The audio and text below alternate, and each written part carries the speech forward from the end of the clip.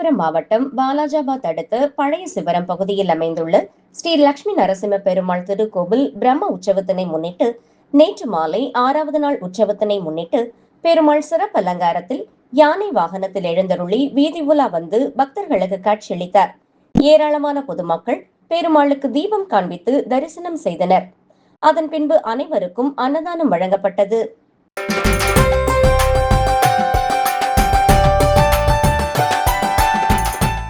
ராமேஸ்வரம் அருள்மிகு ராமநாத சுவாமி திருக்கோவிலில் ஆனி மாத ராமலிங்க பிரதிஷ்டை திருவிழாவின் முதல் நாள் நிகழ்ச்சி சிறப்பாக நடைபெற்றது. இதையொட்டி திட்டக்குடி தெரு துர்க்கையம்மன் கோவில் அருகே ராமர் ராவணனை வதம் செய்யும் நிகழ்வு கோவில் குருக்கள் தலைமையில் நடத்தப்பட்டது. இந்நிகழ்ச்சியில் ஏராளமான பக்தர்கள் மற்றும் சுற்றுலா பயணிகள் கலந்து கொண்டு சுவாமி தரிசனம் செய்தனர். ராமாயண வரலாற்றின்படி ராவணனை வதம் செய்த பிறகு பிரம்மஹஸ்தி தோஷம் நீங்க ராமர் ராமேஸ்வரத்தில் வழிபட்டதை நினைவுகூரும் வகையில் இந்த 3 நாள் திருவிழா ஆண்டுதோறும் நடத்தப்படுகிறது.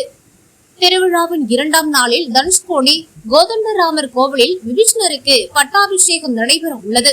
3ஆம் நாளில் ராமநாத சுவாமி கோவிலில் மூலவருக்கு ராமலிங்க பிரதிஷ்டை விழா வெகு சிறப்பாக நடைபெற உள்ளது.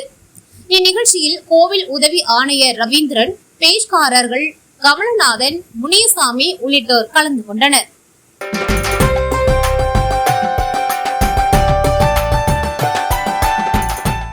கோபிச்செட்டிப்பாளையம் அருகே உள்ள பச்சைமலை அருள்மிகு சுப்பிரமணிய சுவாமி திருக்கோவிலில் ஆனி மாதத்தை முன்னிட்டு நடராஜ பெருமானுக்கு 68 வகையான மூலிகை பொருட்களால் சிறப்பு மகா அபிஷேகம் நடைபெற்றது. அதிகாலை நடைபெற்ற சிறப்பு பூஜைகளுடன் விழா தொடங்கியது. பின்னர் கோவிலில் சிவாச்சாரியர்கள் வேத மந்திரங்கள் மற்றும் சிவ ஆகம விதிகளின்படி 68 வகையான மூலிகை திரவியங்கள், நறுமண பொருட்கள் மற்றும் புனித நீர்களை கொண்டு நடராஜ பெருமானுக்கு சிறப்பு அபிஷேகம் செய்தனர். அபிஷேகத்திற்கு பிறகு வண்ண மலர்களால் சிறப்பாக அலங்கரிக்கப்பட்டு நடராஜ பெருமான் பக்தர்களுக்கு தரிசனத்திற்காக எழுந்தருள செய்யப்பட்டார். தொடர்ந்து மகா தீப ஆராதனை நடைபெற்றது. இந்த நிகழ்ச்சியில் ஏராளமான பக்தர்கள் கலந்து கொண்டு சுவாமி தரிசனம் செய்தனர். குடும்ப நலன், ஆரோக்கியம் மற்றும் உலக நன்மை வேண்டி சிறப்பு பிரார்த்தனைகள் மேற்கொள்ளப்பட்டன. கோவில் நிர்வாகத்தினர் மற்றும் பக்தர்கள் இணைந்து விழா ஏற்பாடுகளை சிறப்பாக செய்திருந்தனர்.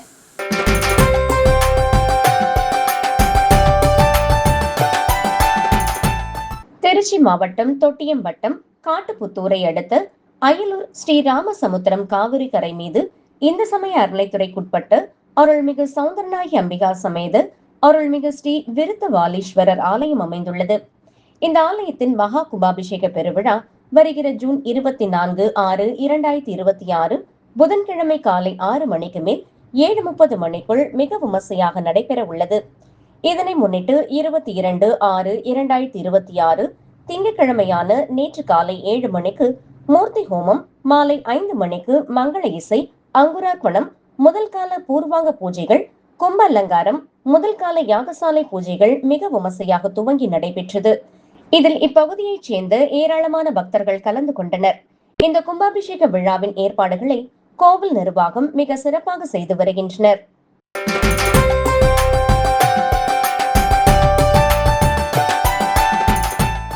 மதுரை அவனியாபுரம் பகுதியில் பாண்டிய மன்னர்கள் காலத்தில் 6ஆம் நூற்றாண்டைச் சேர்ந்த புராதான பால மீனாம்பிகை கல்யாண சுந்தரேஸ்வரர் திருக்கோவிலில் நேற்று கோவில் வளாகத்தில் அமைந்திருக்கக்கூடிய சுமார் 5 அடி உயரமுள்ள நடராஜருக்கு ஆணி திருமஞ்சன சேவை நேற்று வெகு விமர்சையாக நடைபெற்றது.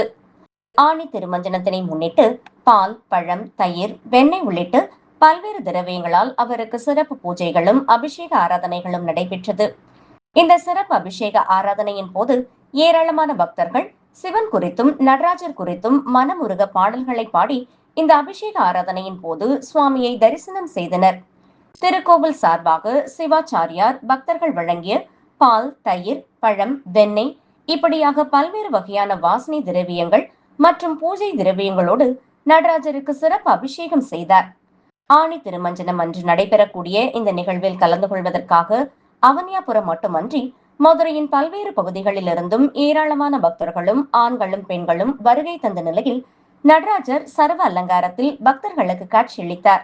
வருடத்தில் ஒருமுறை மட்டுமே நடைபெறக்கூடிய இந்த ஆணி திருமஞ்சன விழாவின் போது நடராஜரை காண கண்கோடி வேண்டும் என்கின்ற வகையில் வந்திருந்த பக்தர்கள் மெய் சிலிர்த்து நடராஜரை வணங்கியதோடு மட்டுமல்ல, கோவில் வளாகத்தில் அமைந்திருந்து பக்தர்களுக்கு அருள் பாலிக்கக்கூடிய அன்னை பால மீனாம்பிகை மற்றும் கல்யாண சுந்தரேஸ்வரர் ஆலயம் வணங்கிவிட்டு கோவில் சார்பாக வழங்கப்பட்ட சந்தனம், புஷ்பம் மற்றும் புளியோதரை உள்ளிட்ட பிரசாதங்களை வாங்கி சென்றனர்.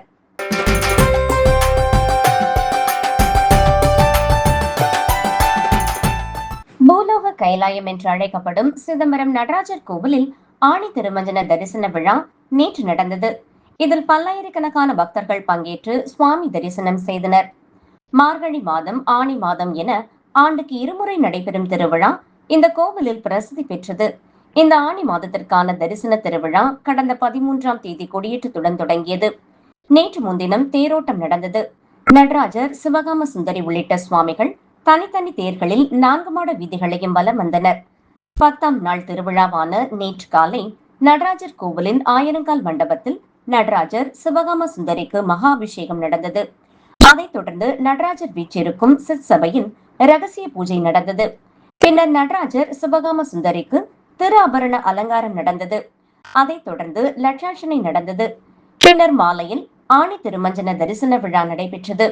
நடராஜர், சிவகாம சுந்தரி சமேதமாக மேள வாத்தியங்கள் முழங்க ஆயிரங்கால் மண்டபத்திற்கு வெளியே வந்து நடனமாடியபடியே பக்தர்களுக்கு காட்சியளித்தனர். இதில் பல்லாயிரக்கணக்கான பக்தர்கள் பங்கேற்று சுவாமி தரிசனம் செய்தனர். பின்னர் நடராஜர், சிவகாம சுந்தரி ஞானா காசா சிற்சபா பிரவேசம் எனப்படும் ஆணி திருமஞ்சன தரிசனம் முடிந்து சிற்சபைக்கு கொண்டு செல்லப்பட்டது. தரிசன விழாவை ஒட்டி ஏராளமான போலீசார் பாதுகாப்பு பணியில் ஈடுபட்டிருந்தனர்.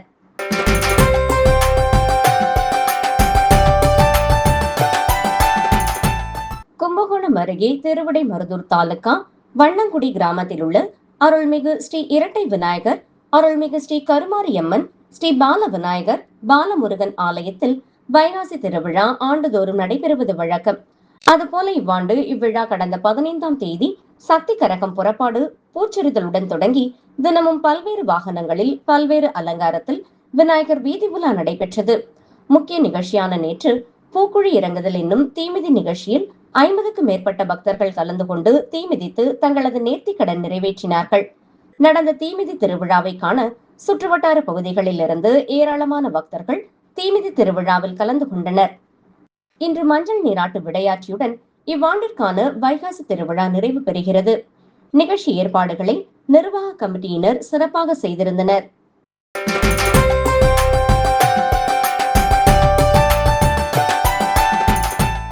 ஈரோடு மாவட்டம் அந்தியூர் பகுதியில் அமைந்துள்ள அந்தியூர் திருப்பதி என்று அழைக்கக்கூடிய அந்தியூர்பேட்டை அருள்மிகு ஸ்ரீ ஸ்ரீனிவாச பெருமாள் திருக்கோவில் உள்ளது.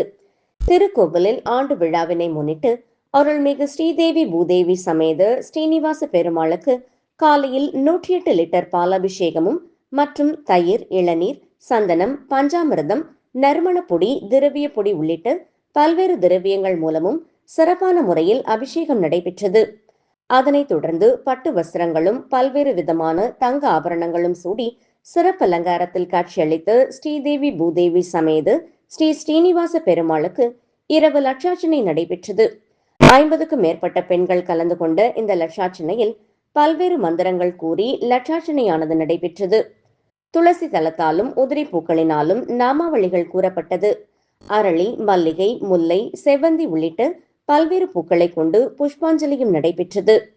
இந்நிகழ்வினை தொடர்ந்து நட்சத்திர தீபாராதனை, கும்ப தீபாராதனை, பஞ்சதீப ஆராதனை உள்ளிட்ட பல்வேறு வகையான தீப ஆராதனைகளும் 16 வகையான சோடசோபச்சாரங்களும் காட்டப்பட்டன. அதைத் தொடர்ந்து மகா தீபாராதனை காட்டப்பட்டது. கலந்து கொண்ட அனைத்து பக்தர்களுக்கும் தீர்த்த பிரசாதமும் புஷ்பாஞ்சலி செய்யப்பட்ட பூக்களும் வழங்கப்பட்டது. பின்னர் அனைவருக்கும் அன்னதானம் வழங்கப்பட்டது. இதில் ஏராளமான பக்தர்கள் கலந்து கொண்டு அருள்மிகு ஸ்ரீதேவி பூதேவி சமேத ஸ்ரீ ஸ்ரீனிவாச பெருமாளின் அருளை பெற்று சென்றனர்.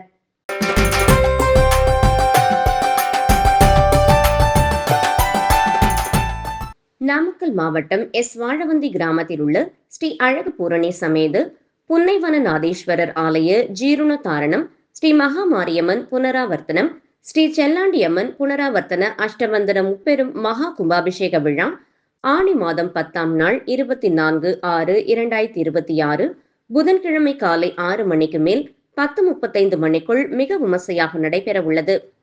முதலாவதாக காலை 6 மணியிலிருந்து 7:30 மணிக்குள் ஸ்ரீ மகா மாரியம்மன் ஆலய மகா கும்பாபிஷேகம் நடைபெறும். பின்னர் இரண்டாம் நிகழ்வாக 9 மணியிலிருந்து 9:30 மணிக்குள் ஸ்ரீ செல்லாண்டியம்மன் ஆலய மகா கும்பாபிஷேகம் நடைபெறும்.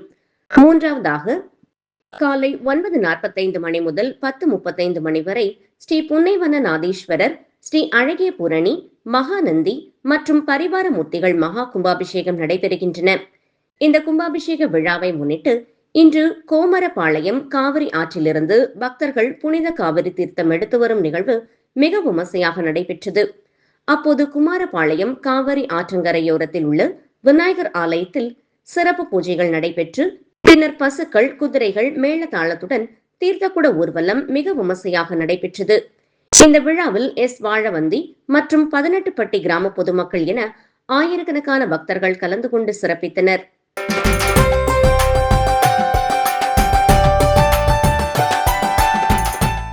மயிலாடுதுறை மாவட்டம் தரங்கம்பாடி தாலுகா திருக்காலச்சேரி கிராமத்தில் அமைந்துள்ள பிரசித்தி பெற்ற ஸ்ரீமத் சீதளா மாரியம்மன் கோவில் தீமிதி திருவிழா விமர்சையாக நடைபெற்றது.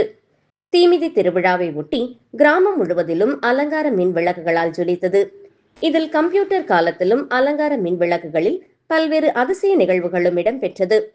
ஊர் சாலை நெடுகிலும் அலங்கார மின் விளக்குகளால் சைக்கிளில் தலையில் கரும்பு கட்டுடன் வாழைத்தாருடன் ஓட்டி செல்லும் தாத்தா, குரங்கு சைக்கிள் ஓட்டுவது, குரங்கு தென்னை மரத்தில் ஏறி தேங்காய் பறிப்பது, காளையை அடக்கும் இளைஞர், மாட்டுப்பந்தயம் ஓட்டும் இளைஞன், மாடியில் வந்து இறங்கும் ஹெலிகாப்டர், முயல்களின் சேட்டை சம்பவங்கள், கிராமத்திற்குள் வந்த ரயில் என வண்ண விளக்குகளால் வரலாற்றை நிகழ்த்திய சம்பவம் இரவு நேரத்தில் அத்தனையும் ஜொலித்தது பார்த்து பக்தர்கள் மெய் சிலிர்த்து போயினர்.